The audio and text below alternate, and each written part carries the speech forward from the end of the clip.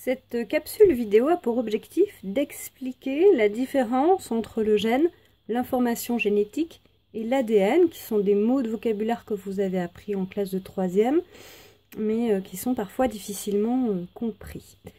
Je reprends une notion que vous avez vue en 6e, qui est la notion de cellule, que nous avons d'ailleurs revue en seconde. La cellule est délimitée à l'extérieur par une membrane plasmique, dans laquelle il y a le cytoplasme, puis le noyau qui est présent au centre de la cellule, en tout cas pour les cellules eucaryotes. Au sein de ce noyau, vous avez observé en 3e des petits corps colorés. Quand on observe plus en détail ces corps colorés, en fait on s'aperçoit qu'ils sont constitués de fils. Ces fils ou filaments sont en fait des filaments d'ADN. Ils peuvent se présenter sous la forme décondensée comme ici, ou bien se condenser. Lorsqu'ils se condensent, ils vont former une pelote. Et cette pelote, si je l'observe bien ici, donc je vais la détacher, eh bien, elle est bien visible et elle constitue un petit filament qui est un filament d'ADN. Vous avez ici l'ADN décondensé, puis l'ADN condensé ici qui forme le chromosome. Le schéma suivant représente exactement la même chose. L'ADN ici est décondensé, puis c'est condensé sous la forme d'un brin de chromosome.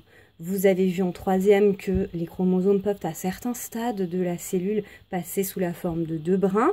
Pour simplifier la présentation ici, on gardera le chromosome sous la forme d'un brin. Je reprends ici ma cellule. En réalité, je n'ai pas qu'un seul filament d'ADN, mais j'ai plusieurs filaments d'ADN. Quand les scientifiques les ont observés, ils se sont rendus compte en fait ici que à chaque chromosome de la cellule, on pouvait trouver un chromosome homologue, c'est-à-dire un chromosome identique qui avait la même taille que les chromosomes. Pour chaque chromosome, il s'agissait de la même chose, et ils ont rangé les chromosomes par paire, donc de chromosomes homologues, et par ordre de taille, du plus grand jusqu'au plus petit. Ils ont obtenu un document qu'on appelle un karyotype. Ce karyotype vous est présenté ici. Ici, il s'agit du karyotype d'un homme qui contient donc 23 paires de chromosomes, et vous avez ici, je vais essayer de les mettre en parallèle, le karyotype d'une femme qui contient également 23 paires de chromosomes. On s'aperçoit que ces karyotypes sont absolument identiques, sauf au niveau de la dernière paire de chromosomes. Chez l'homme, il y a un chromosome X et un chromosome Y, alors que chez la femme, il y a 2 chromosomes X. On les appelle les chromosomes sexuels. Cependant, il a été observé des cas où des hommes pouvaient posséder 2 chromosomes X. Comment expliquer cette anomalie? Eh bien, quand les chromosomes ont été observés, on s'est rendu compte que sur l'un des chromosomes X, il y avait un morceau de chromosome Y. Donc ce morceau est normalement situé sur le chromosome Y et il est appelé SRY. On s'est donc rendu compte que pour avoir le caractère masculin, il ne fallait pas avoir tout le chromosome Y, mais simplement un morceau de chromosome Y. On a pu, à partir de cette observation, donner la définition d'un gène. Le gène est un morceau de chromosome qui permet la présence d'un caractère. Ici, un morceau de chromosome Y qui permet la présence du caractère masculin. Si on regarde bien les chromosomes, on n'y voit pas de caractère. On n'a jamais, si on s'intéresse au caractère couleur des yeux par exemple, on ne voit pas de chromosome avec des yeux bleus ou des yeux verts.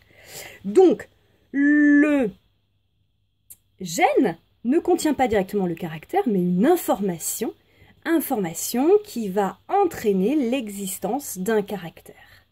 Et c'est cette information qu'on appelle l'information génétique.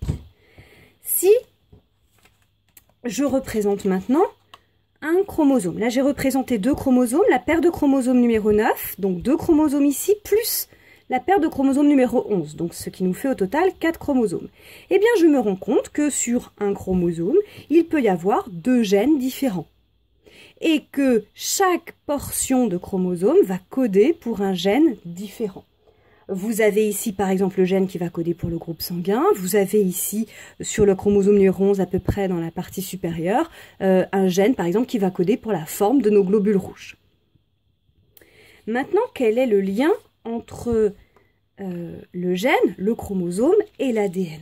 Eh bien, si je reviens ici Alors là, j'ai représenté la molécule d'ADN condensé, c'est-à-dire le chromosome, avec son gène A et son gène B.